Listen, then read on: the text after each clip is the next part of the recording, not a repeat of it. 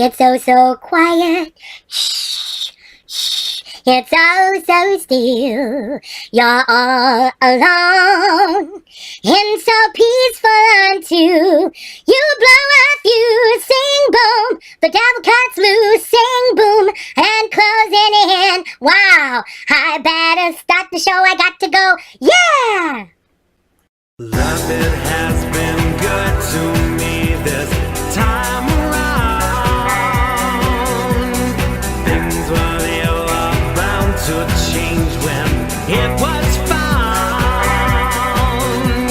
Sugar never tasted sweeter on my lips. My heart is now intact and I can find no ribs. This is love, yeah, love. Never known true love before. Seen so many counterfeits that left me on the floor. This is love, yeah, love. All will come to those who wait. Time it cannot know the bounds, and eras don't dictate. Hello and welcome to Xandermonium, the talk show that gets you talking. I'm Xander Gibb, and on today's show, Xander's Soapbox, London Calling with Jeff Christian and Jason Prince, who talks to producer Pete Martine. Betty Chipmonk gives us a breakdown of what's hot and who's not in Watch This Space. More to come in a mere moment. So as usual, you can interact with me via Twitter. You can tweet me. My Twitter handle is @XanderGibb. XanderGibb, capital X, capital G. Make sure you follow and keep up to date with what's going on with me and this show.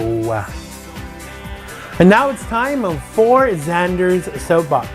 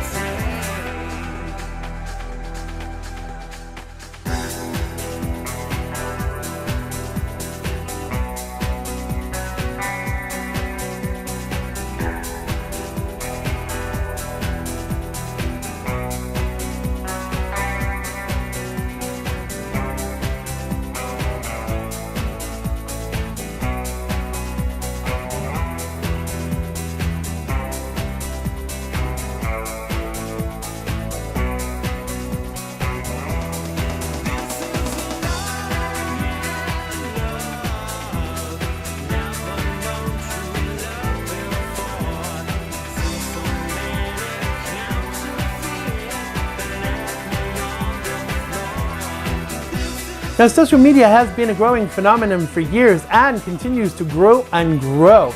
Not only do the sites use and sell our information, but it's been alleged that they even listen into us.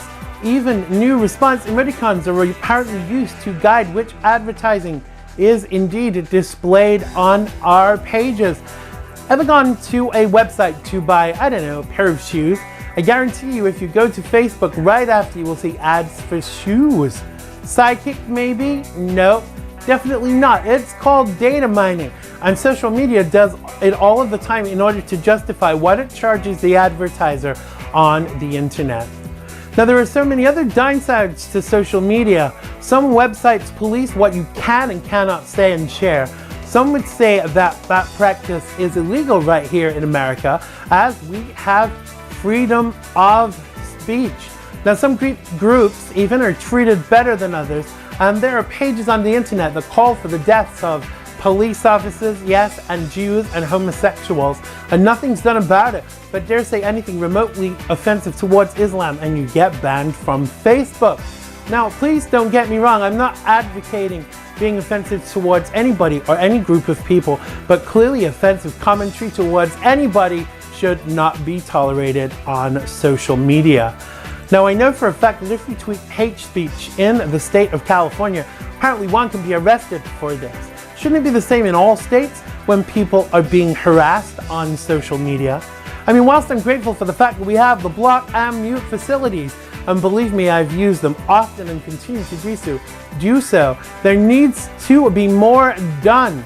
Social media bullying is on the rise, and some have actually committed suicide as a result of social media bullying. Now, clearly the only language some of the sites speak is the almighty dollar, and care more about advertising than they actually do the people that use the site. Oh yes, people, you heard it here. Why not just stay away from social media, I hear you say? Why should anyone have to stay away from social media? In a free country, we should be protected on the internet, and until this happens, it leaves some vulnerable. I urge you to use the block facilities and complain to social media.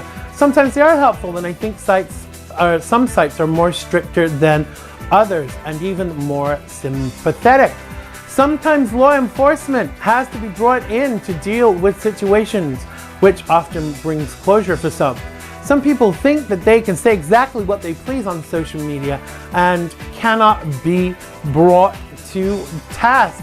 But let me tell you, liable is possible on social media, and people have been sued and ordered to print retractions. So think on, beware what you tweet, especially if it's to me, because you'll be sorry. Have you heard that, Claude? No tweeting any more bad stuff about me. That's it for Xander's Soapbox this week. If you would like to get on your soapbox, please send your videos of no longer than 5 minutes on any topic you please, no profanity, via xandergibb.com/contact. That's xandergibb.com/contact. And now it's time for London Calling.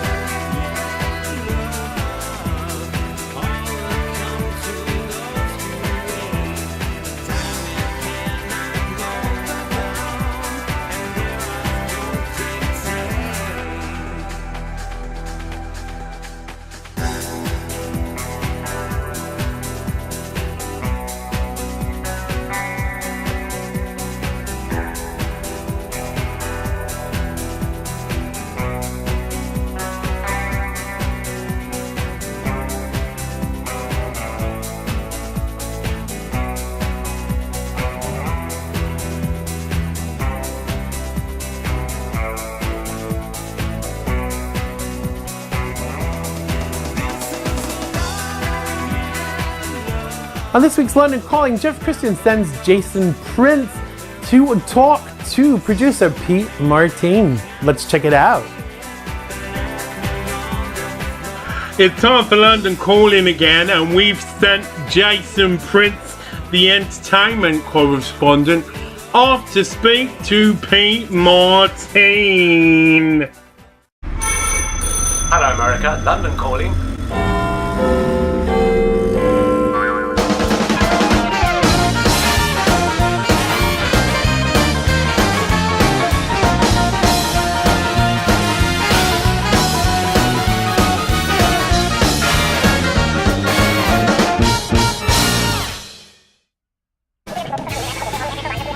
This is a great telephone conversation. I don't care who she is, and I don't care who she's done it to before.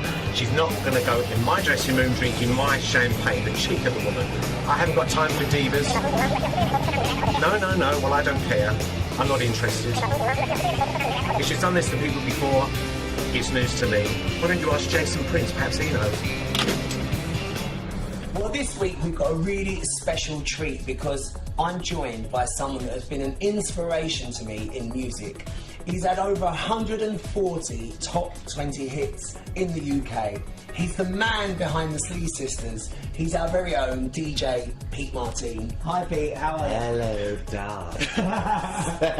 While everyone's out there on top of the pops, having their hits, Steps, Samantha Mumba, Cherry Halliwell, you're the one at work, hard grafting away in the studio. Absolutely amazing. See, what people don't realise is, like, now you've got Calvin Harris and David Guetta, and it's them featuring them. Yeah. Back in the day, you used to put a little sticker, Slee Sisters remix. And that was it.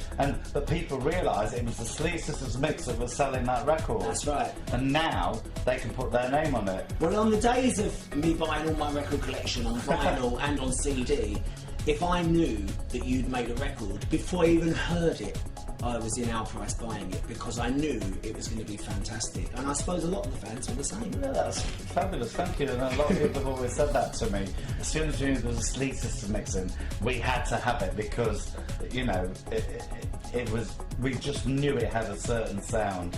Let's go right back in the day to when you was DJing and hosting all the big club nights in London, and you were doing shows, yeah, with people that became, really, they were your peers, but they became part of your success story as well. People like Vicky Shepherd, Jeannie Tracy, Atomic Kitten.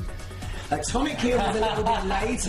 Yeah, I know. A little later. I'm talking about the old school, Well, of the course. Weather Girls. Well, that whole industry, you know, then Jeannie Tracy, who was Sylvester's, Yeah. she won 6 times at, what was it called in America?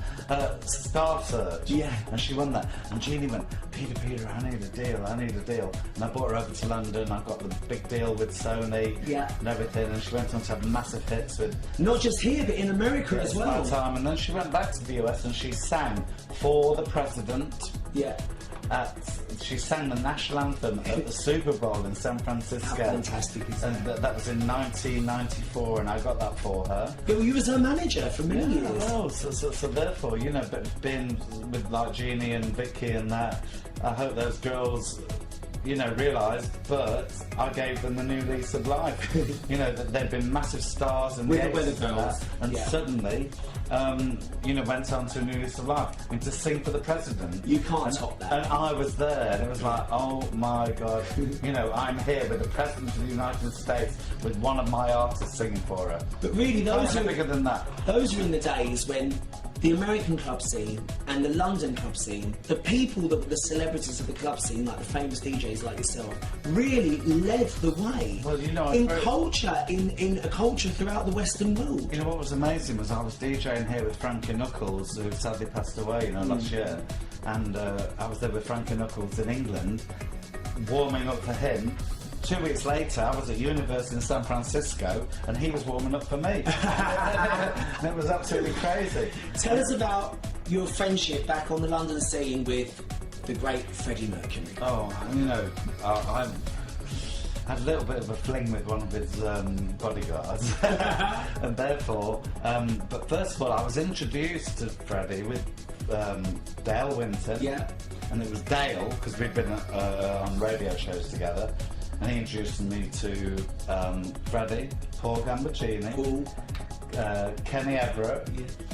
and I was the kid, I was nuclear on the block, Yeah. and I was there with them all, and they were like, oh my God, that's, you know, like, because you're a kid and you love all these, like Bohemian Rhapsody was the biggest record I'd Of course, ever fantastic. loved. And I was introduced to all these people, and I got to know Because Freddie. you grew up on soul and disco though, didn't Yeah, you? yeah. Barry White and all these great artists. Yeah. There must have been a big influence on what you did later on as a Of course, producer. but I can never forget when Freddie and I, Yeah. and we're in this car, in this Rolls Royce, and we pulled up, and he was pulled in the suit, and he came behind the car, pulled up the boot, put on all his leathers, and then off into heaven we went. Yeah, And we lost Freddie for the night. Bless him. And that was a privilege to you know, been with someone like that. I mean, who else? There's not many people in this industry who can say that, can they? What are your links with Dionne Warwick? I did a gig a couple of years back, and it was in Sheffield, lol. And I was working with the Human League and that, and I was doing an 80s to 90s night, and Dion was in the doing the club down the road, the arena down the road. I said, oh, somebody's in our dressing room tonight. And I went, who's that? Oh, you'll find out. And then I went and there was Dionne Warwick in the dressing room, having drinks, champagne and everything. Thank you so much for your hospitality tonight. And I couldn't believe it because she's been one of my all idols, you know. Because my favourite clip on the internet, and you'll appreciate this, was when Dionne Warwick had her own show in America and she welcomed on stage a new artist. I know. Yeah, which was the first time she appeared on television singing If You Could Read My Mind, which was Viola Wills, who we both got a lovely connection with. Tell us about your connection with Viola. Do you know, I was very privileged to work on a track called Feel You're Feeling Me One More Time and Let Me Rock Your Soul and Lock the Door Behind You. That's it for this week. Back to you in the studio, Xander. That was London Calling with anchor Jeff Christian, entertainment correspondent Jason Prince, who spoke to the fabulous Pete Martin. London Calling is produced in association with Mr. Binks Media. Good old Mr. Binks. And now it's time for Watch This Space.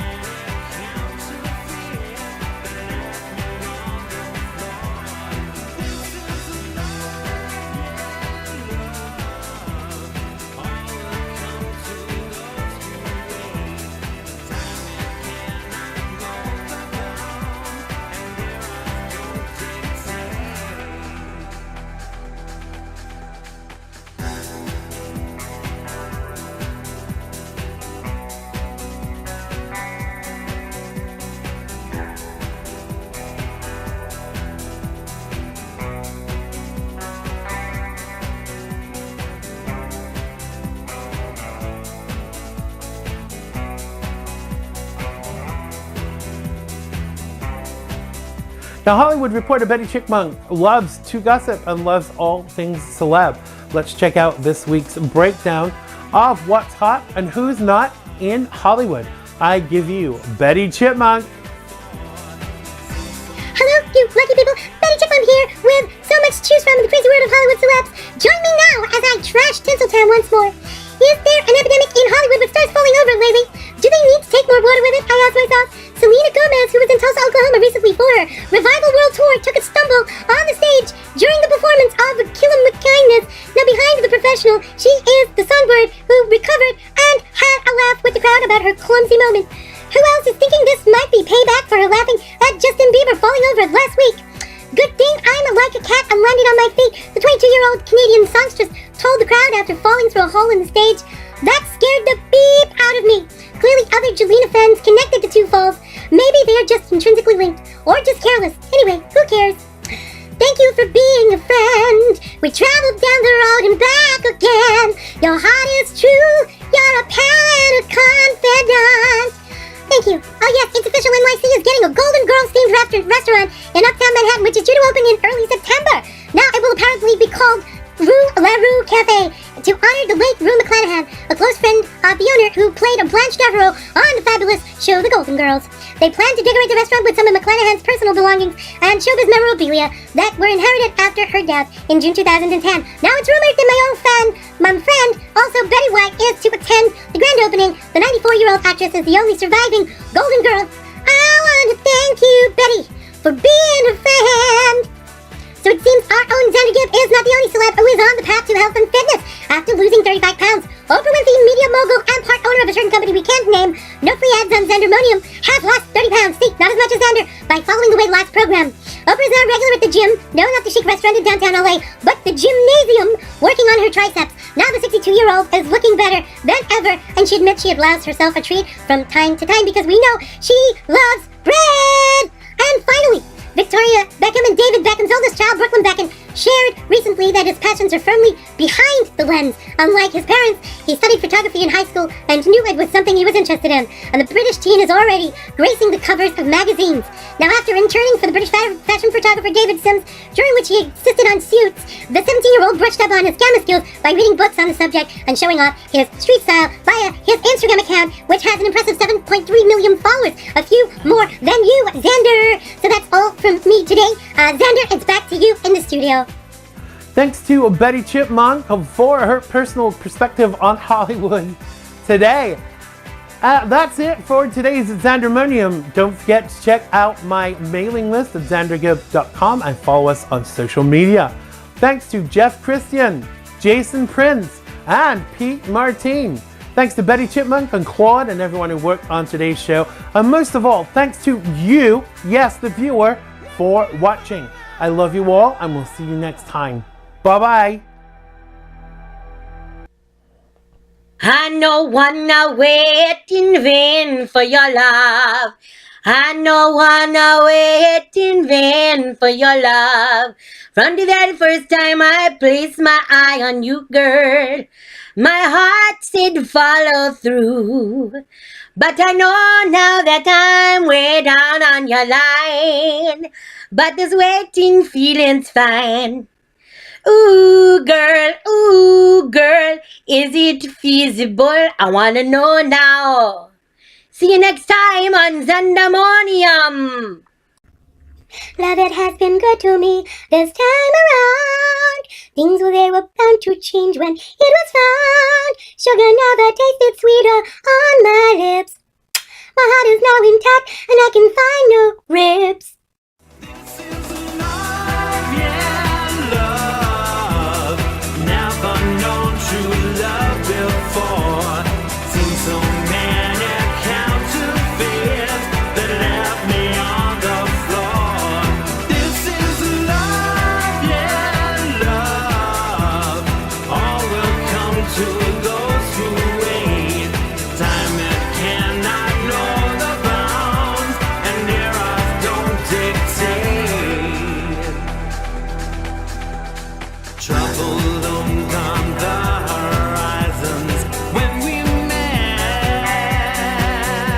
We wrote our love life songs and